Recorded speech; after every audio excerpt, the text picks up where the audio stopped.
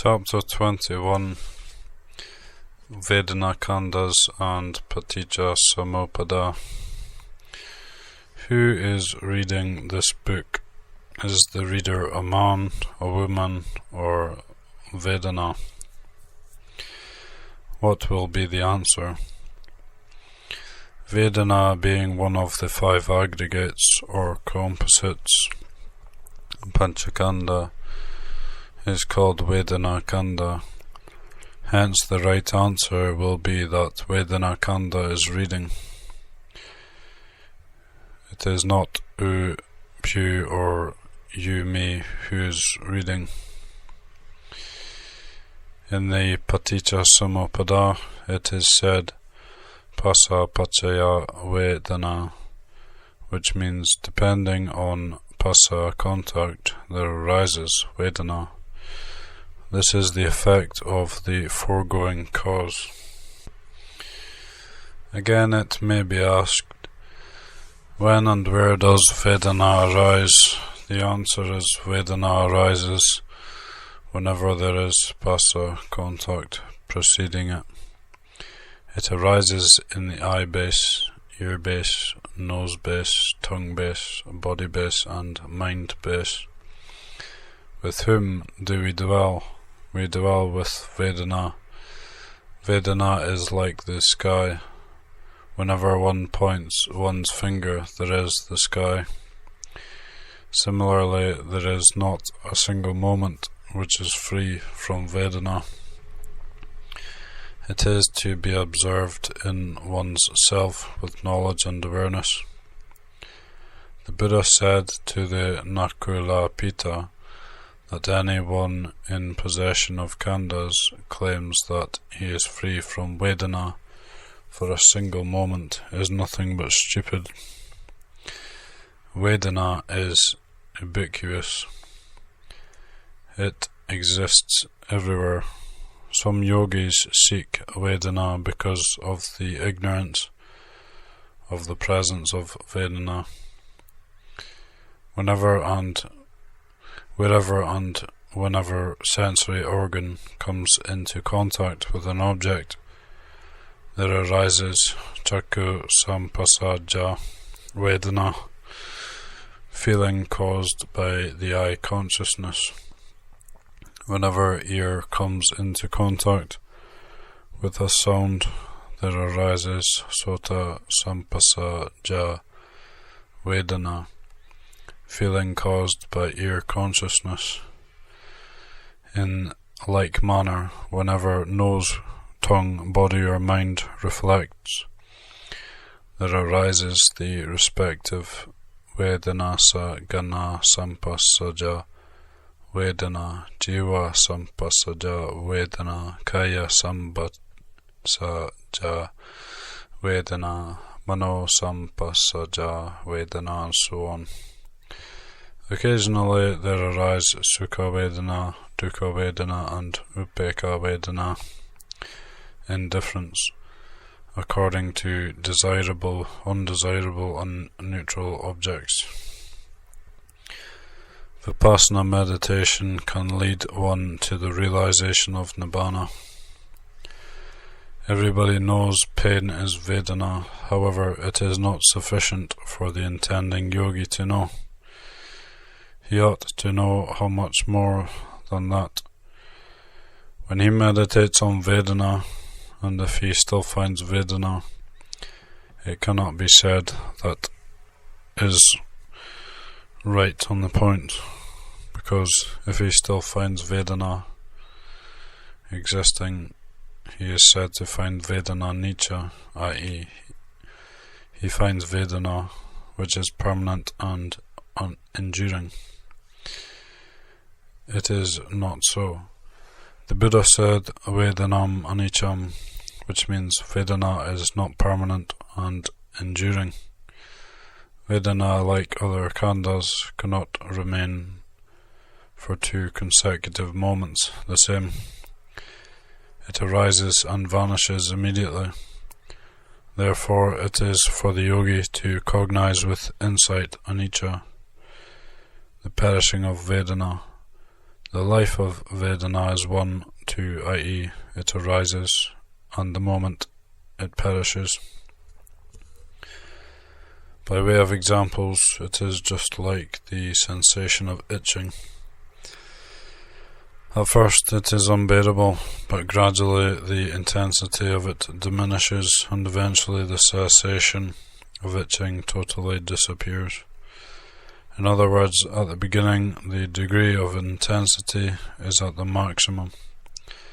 Then it drops to the medium intensity. Then again it drops to the minimum intensity, and finally it disappears. In the same way, a pain, ache, or illness appears with great intensity at first, and is followed decreasing intensity. Illusioned by santati seeming continuum, it appears to be a long continuous feeling. However, in that continuum there is the phenomenon of arising and vanishing. Therefore, it is for the yogi to cognize that Vedana feeling arises and vanishes, and that it is not a long continuous pain or aches is generally believed. However, yogis are advised not to force themselves into thinking that Vedana arises and vanishes, but to observe closely with insight the arising as well as the vanishing or anicca, which the Dhamma is always revealing. It is not to be forgotten that when a yogi is to contemplate on Vedana, the Paticcasamuppada should never be lost sight of. Otherwise the yogi will never arrive at the truth.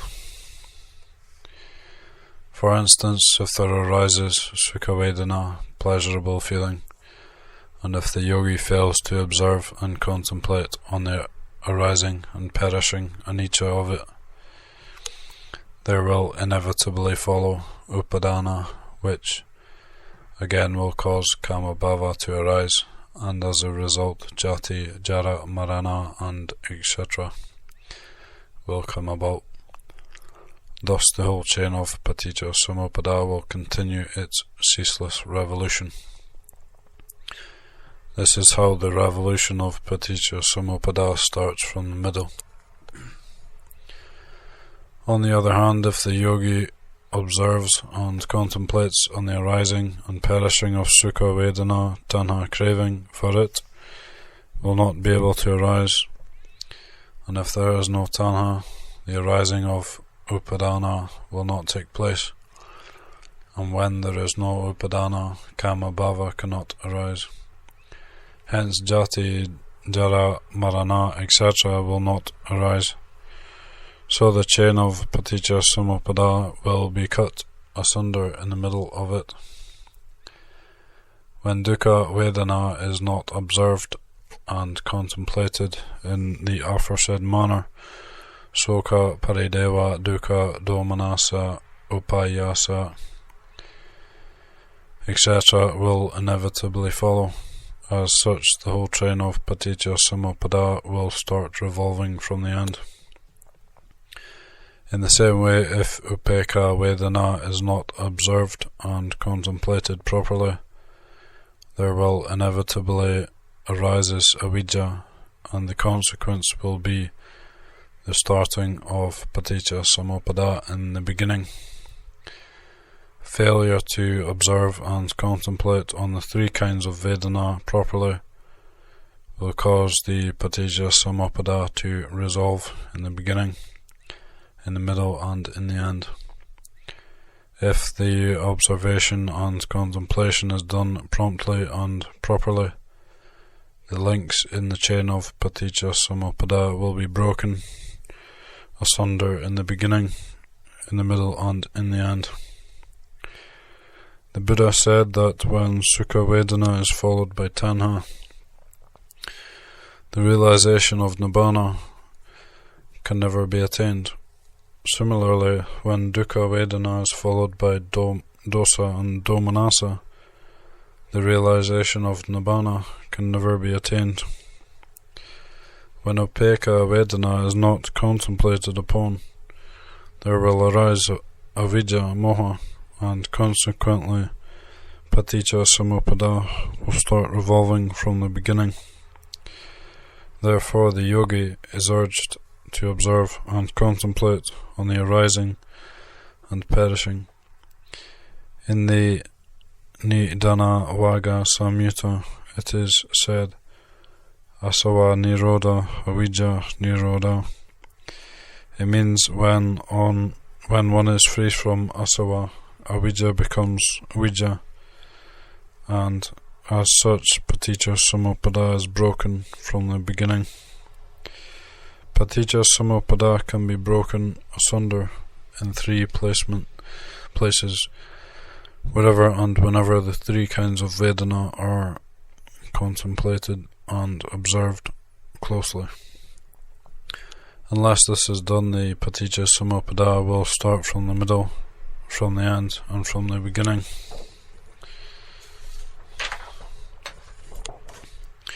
Sukha, Dukkha, and Upekkha Vedana arise and perish alternately.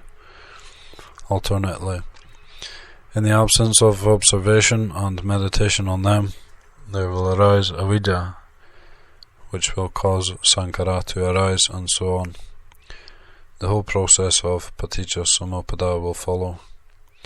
For instance, vijnana will arise because of sankhara. Vijnana means patisandhi vijnana, rebirth consciousness, which is generally upaya patisandhi. The Buddha, by way of analogy, compares the earth soil on his fingernail to those who attain sugati, and the earth of this whole universe to those who fall into apayagati. Vedana Nupassana, meditation on Vedana. Vedana arises whenever there is the impact of the three phenomena, i.e. sensory, organ, object, and consciousness. The impact of these three is passa. The proximate cause is passa, contact. It is said, passa paccaya Vedana. Because of passa there arises Vedana. Therefore Vedana is not to be purposely searched for. It arises whenever and wherever there is passa, contact.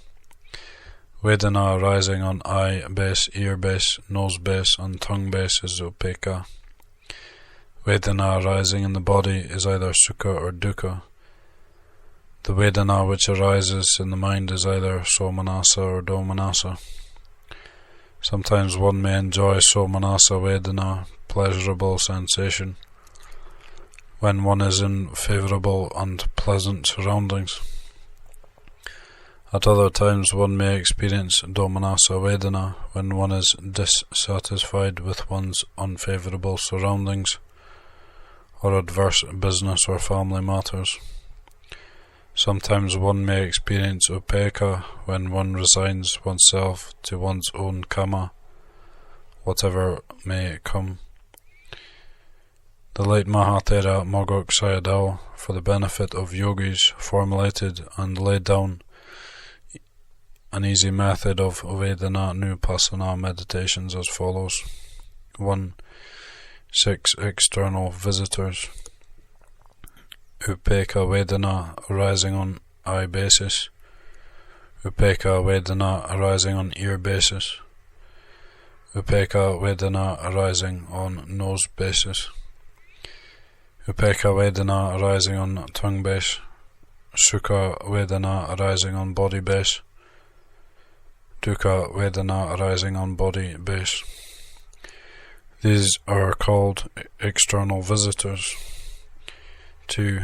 The 3 internal visitors.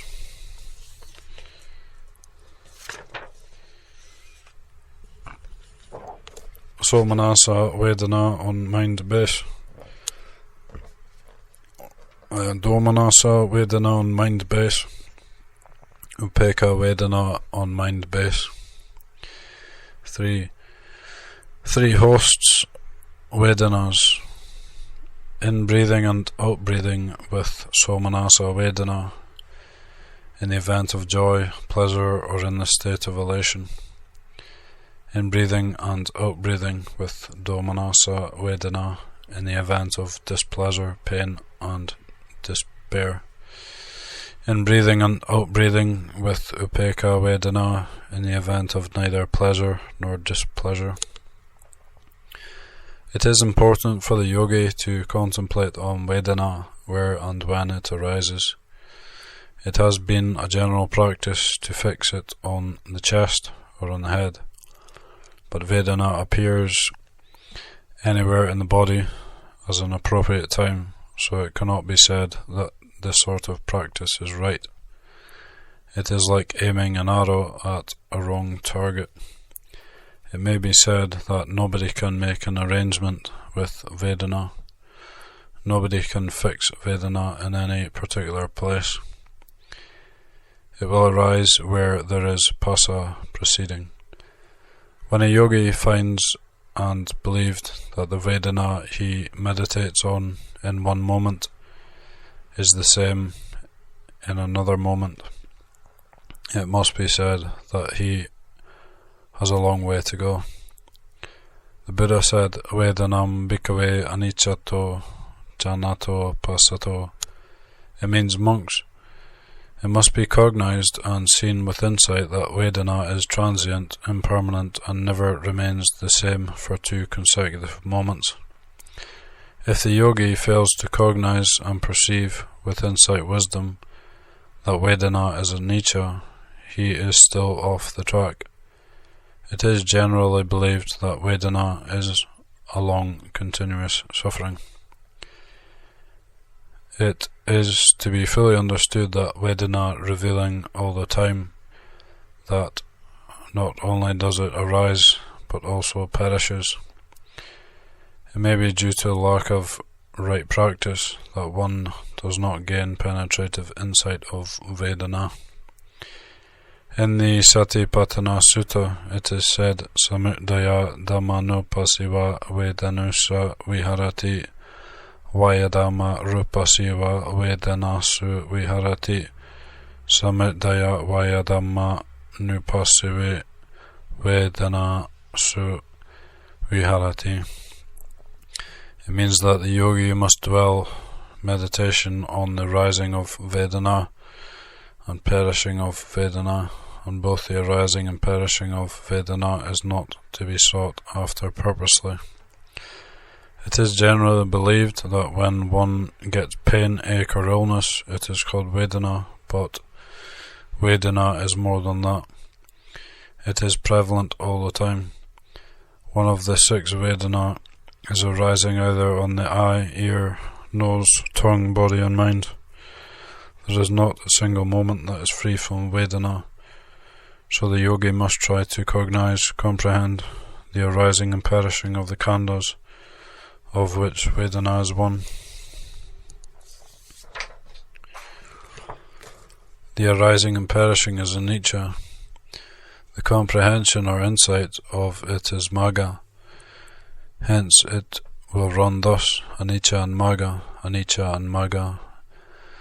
And when there is no other intruding kilesa, defilement, and impurity between anicca and Magga, Maggapala, path and fruition, can be attained in this very life, and Thera.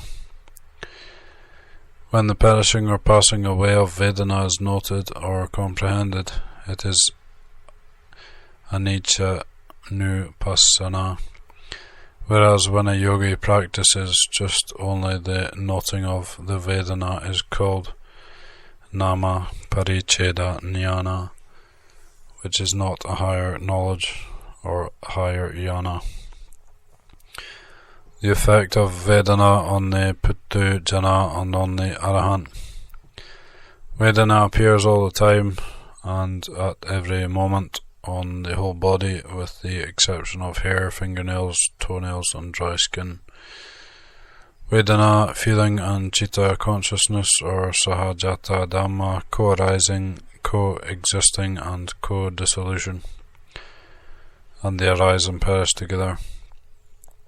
An ordinary Puthujjana worldling who is not well informed on Ariya Dhamma stumbles over a stump and sprains his foot. Not only does he suffer the physical pain, but also suffers domanassa vedana. Again he craves for the healing of the pain, so in him there arises tanha. He is never aware of the arising of domanassa vedana, nor is he aware of craving for the healing tanha. This is avijja. Hence, when a Puthujjana suffers vedana, it can be said that he is thrust 4 times with a spear.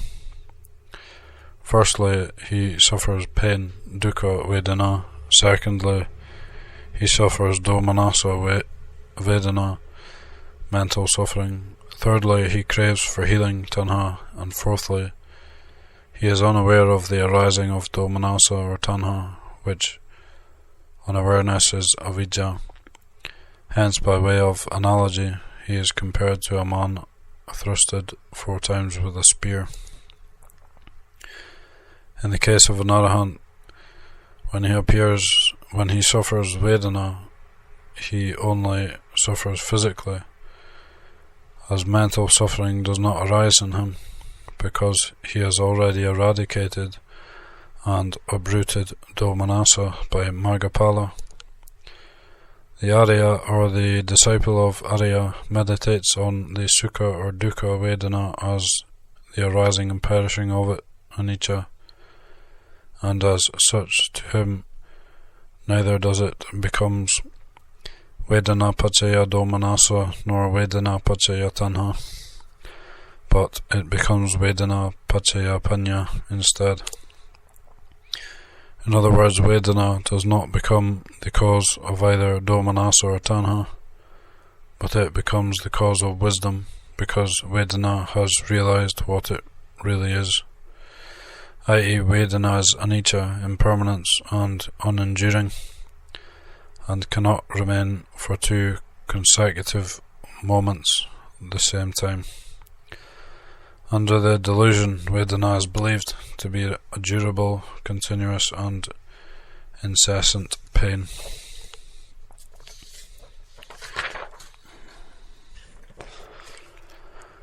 While meditating, the yogi is bound to get dukkha vedana. By analogy, it may be compared to the thrust of a spear. Each thrust must be retaliated. This means whenever domanassa arises, it must be meditated on as mere arising and perishing, anicca. Therefore, when meditation on arising and perishing is done promptly, domanassa cannot arise, and consequently sokha, parideva and upayasa cannot arise.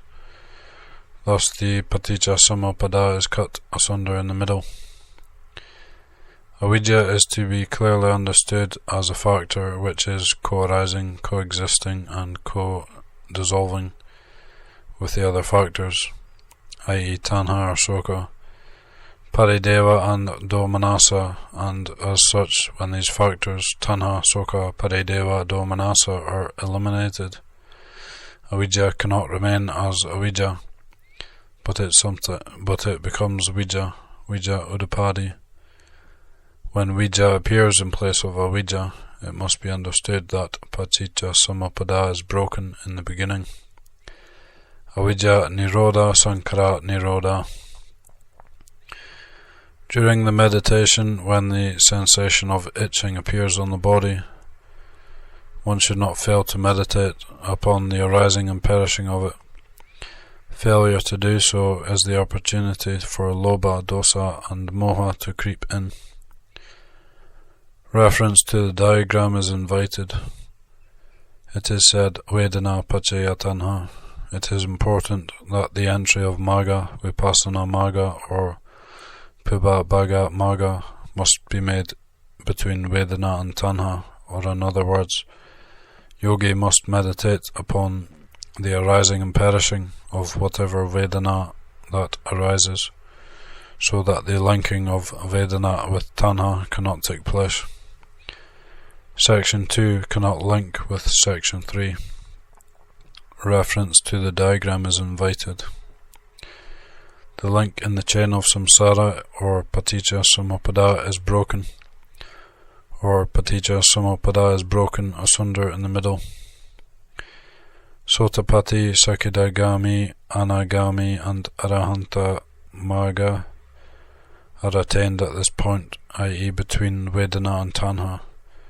In other words, Tanha is cut away from Vedana by Marga. When it is said Vedana Nirodha Tanha Nirodhoti Margo, it means when Vedana is exterminated and when Tanha is automatically exterminated, and when Tanha is exterminated, Marga is attained. When the cause is killed, the effect cannot take place, so Vedana is meditated upon as anicca. There will not arise Tanha, desire, lust or craving. The late Maha, Thera, Mogok, Sayadaw stated that in the ultimate sense, it was not the elevated golden palanka throne on which our Lord Buddha attained the supreme enlightenment, but real Paramatta Buddhahood was attained at the point where Tanha was cut out from Vedana. It may be considered by some that this statement is exceptional and uncommon, but it is quite true that Paramatta Buddha attained the supreme enlightenment on the elevated golden palanka throne under the Bodhi tree.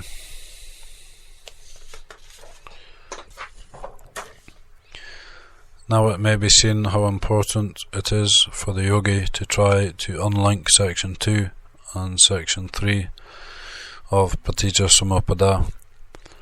The unlinking is nothing but meditating on Vedana as arising and perishing anicca, so that Tanha may not arise. In conclusion, it must be emphasized again that there is no other salvation except Vipassana meditation, which can rescue the worldling from the damnation of apayagati, woeful abode.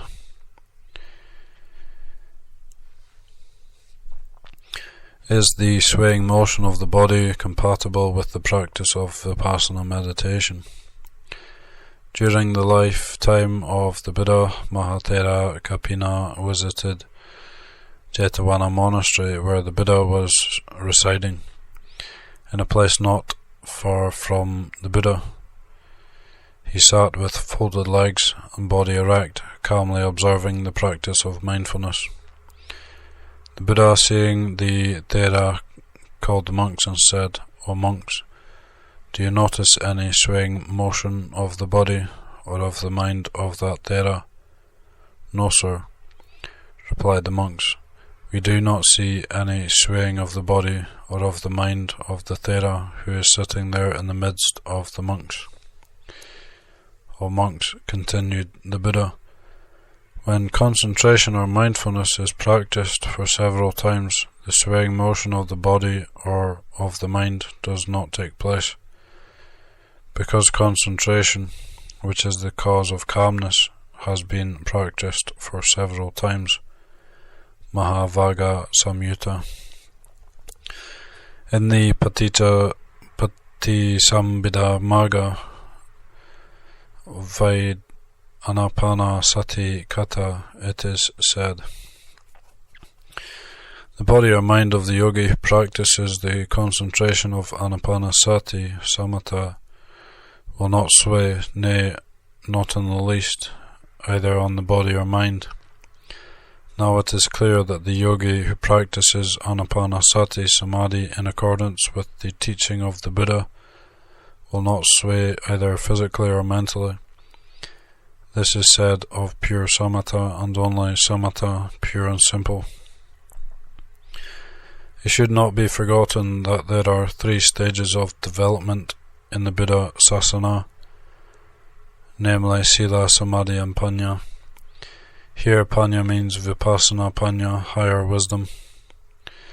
Nobody could deny that Samadhi is higher, nobler and more virtuous than Sila, whereas Panya is higher, nobler and more virtuous than Samadhi. Hence Panya is said to be the higher and noblest of the virtues, because it is only Panya which will enable the yogi to exterminate all the kilesas, defilements, and attain Nibbana. It is the embodiment of all Arya Marganga, with Samadhi as its leader. In the Samatha, Samadhi is the leader. Therefore Samatha cannot claim to be the practice of all-embracing Panya, i.e. Vipassana Panya, which can be attained by the practice of meditation on the phenomenon of arising and perishing of one of the Panchakanda. Therefore it can be definitely mentioned here that in Vipassana meditation there simply cannot be any swaying of either body or mind,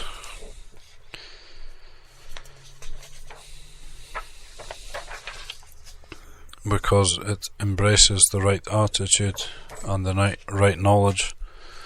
Yonisu Manisakara Maha Kusala Yana Sampayutta Chitta.